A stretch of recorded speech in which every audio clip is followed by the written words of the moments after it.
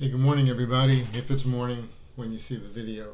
Today is Thursday, March 16th, and I just wanted to send a general announcement out to everybody, or if not announcement, just an update as to where we are on the P3 implementation task force for Standard 49.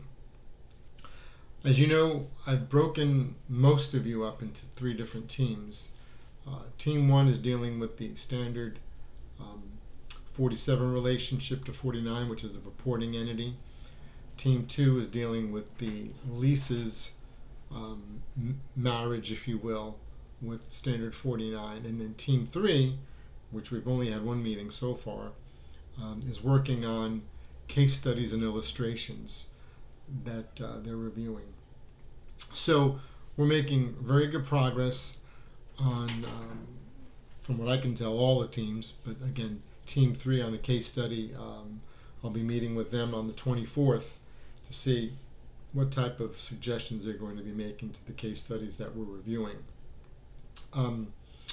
Basically, what I need to do next, right? Once Teams 1 and 2 have completed their policy review, if you will, for the implementation guidance, we then need to update the flowchart. So what I'm asking is if any of you have the bandwidth or the time and the artistic ability to help me reconstruct the process flowchart, right? It's like a waterfall or cascade approach with your decision point diamonds.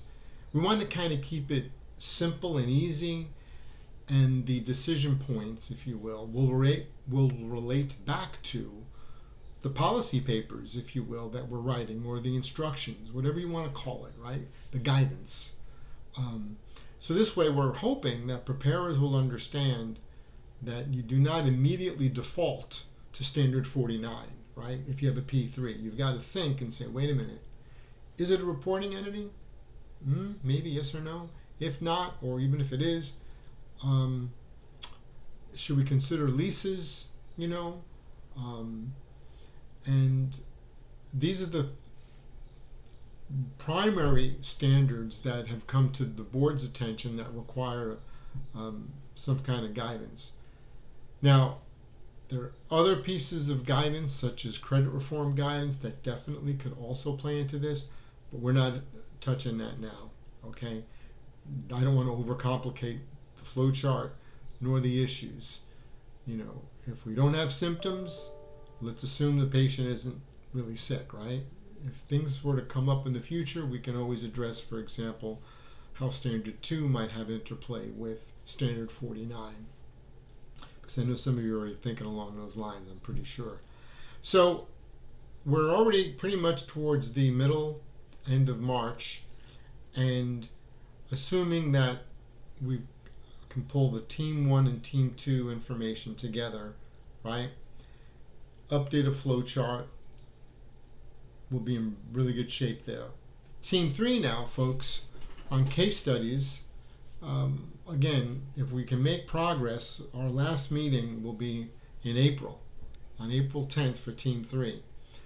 And hopefully, we'll be able to get consensus and agreement from that team on each of the illustrations and case studies.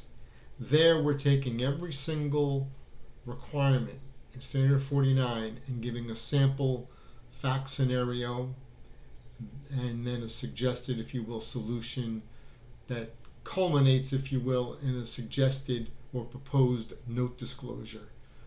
Okay, so that's what we're doing there. So once we have that piece done, let's say the middle of April, then the next step for me will be to take all of the information, process flow chart with instructions, case study examples, and put it in a complete package. Probably a technical release, right? A level C paper.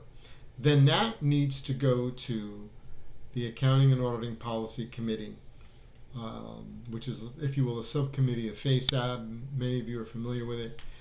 And then we will run it through the AAPC. And I'm pretty sure that with your active participation, and we've got different agencies represented, I'm pretty sure that will be fairly smooth sailing, right?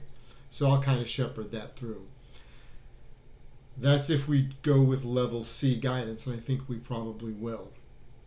Um, Now, after that, we then go to the board. Then the board gets a crack at our work as well.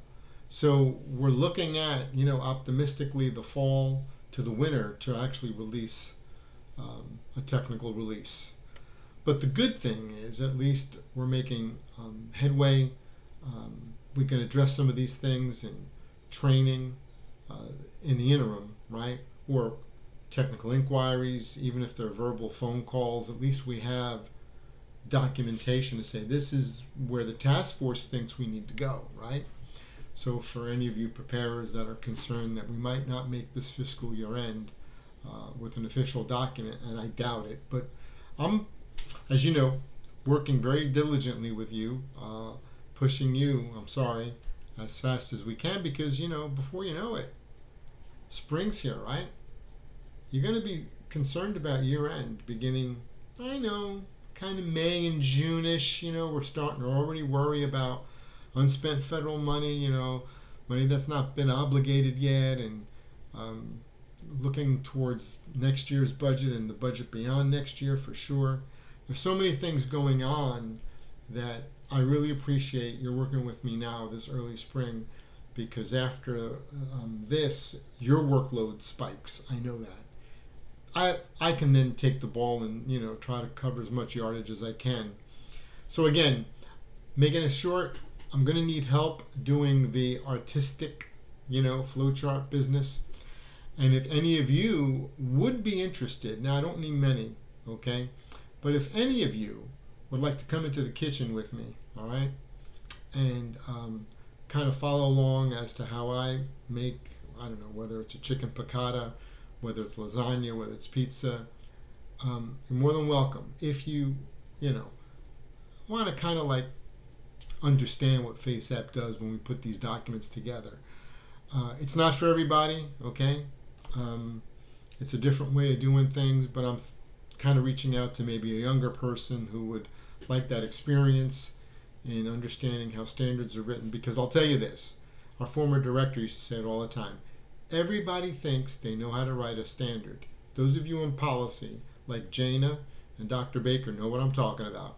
Everybody thinks you can write policy, right? It's so easy, okay? Until you try to write it and then try to implement it.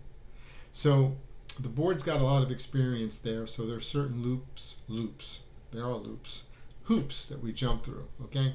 But anyway, that's it. I'm going to wish you a wonderful St. Patrick's Day. Okay, we got a beautiful day today coming up Thursday, so if you get a chance around lunchtime, go out and take a walk. It's going to be, over 60 degrees? That's what I'm going to be doing. So, but anyway, I meet with Team 2 on leases in a couple hours. But listen, thank you again. What you're doing is really important.